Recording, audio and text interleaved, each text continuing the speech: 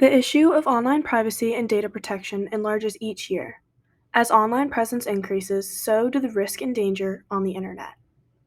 Most Americans are concerned about what it is that the government is tracking in our data and what they're searching through. US citizens are worried that if they allow someone access to their personal data, that it can be leaked or that a group may abuse their power and access it for the wrong reason. This is reasonable and rational concern. However, there are strict guidelines and legal frameworks that have been approved to help prevent this. If the government did not have access to phones and data, there would be little to no protection online. Cyber attacks would increase, and the internet would begin to be used for the wrong reasons. The government is not tracking your data to spy into your personal life. In a study conducted by the Pew Research Center in 2019, it was found that 63% of US adults reported that they understand very little to nothing at all about the laws and regulations that are currently in place to protect their data privacy. A lot of our population feels as if the internet is not secure and think that the government collecting their data poses more risk than potential benefits and safety. They question if they can do anything without being tracked. In fact, it was reported that 6 in 10 Americans believe it's not possible to go through daily life without having their data collected. With so much of the population either being unaware of how their data is protected or feeling as if they're being monitored all the time, it makes sense why there's so much hesitation to grant the government access. If you happen to be someone who may not know about the laws and regulations in place to protect your privacy, here's a quick rundown.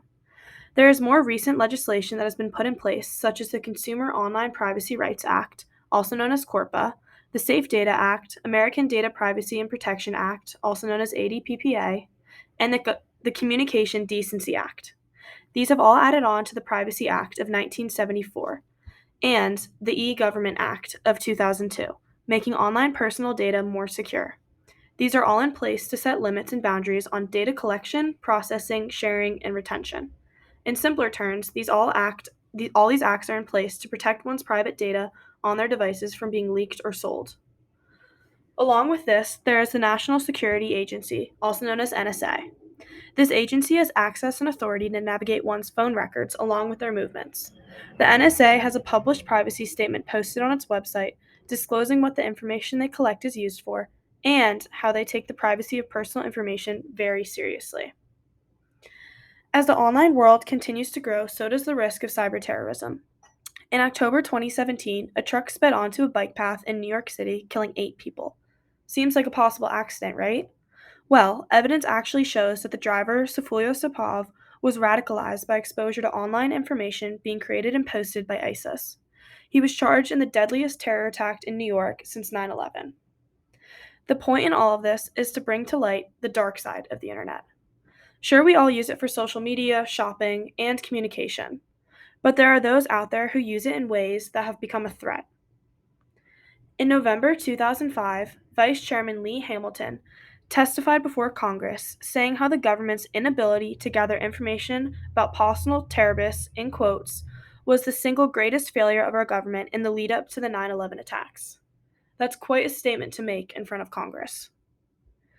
If the government would not have access to our devices or data, how would they identify possible threats? How would they know who's in contact with terrorist organizations or which cell tower a dangerous person is possibly nearby? For them who might think that this idea is complex, it actually is most likely affecting you in all your daily lives. A more recent debate about privacy includes the popular app called TikTok. TikTok is a Chinese company that has gained access to US markets and a substantial amount of data on American citizens.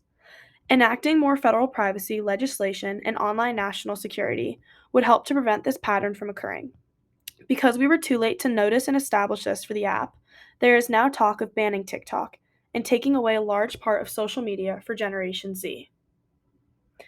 In conclusion, the government should have access to personal data and privacy, despite what some may say. It proves to have far more advantages than potential disadvantages, and without it, we would have close to zero protection and national security within technology. As a country where the majority of citizens have little to no knowledge about data monitoring regulation, it makes sense why there would be hesitation. However, it's important to remember that the government has the ability to protect our data, and if they're not monitoring it, then what countries are? Think about if the government access was completely removed. That's like removing the government from everyday life because realistically, so much of our time is now spent online and on our devices.